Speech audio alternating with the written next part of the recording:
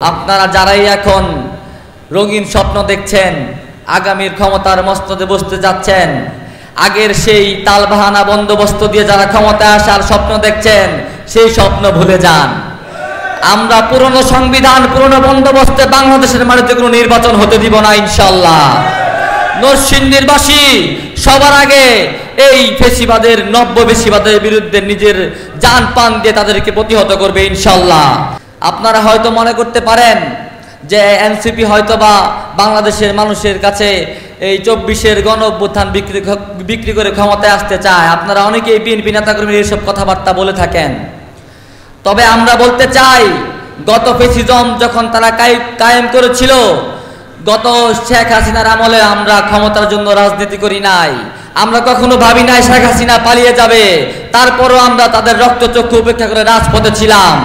আমরা আগামী 10 বছর 20 বছর আবারও এই ফেসিবাদ যারা কায়েম করতে আসবে তাদের বিরুদ্ধে কথা বলে যাব। আমরা কারোর সাথে কোনো আপোষ করব না ইনশাল্লাহ। এই 24-এর গণ অভ্যুত্থানে আমার যে শহীদ ভাইদের আকাঙ্ক্ষা ছিল, সেই আকাঙ্ক্ষা বাস্তবায়ন করতে আমরা রাজপথে থাকবো ইনশাল্লাহ।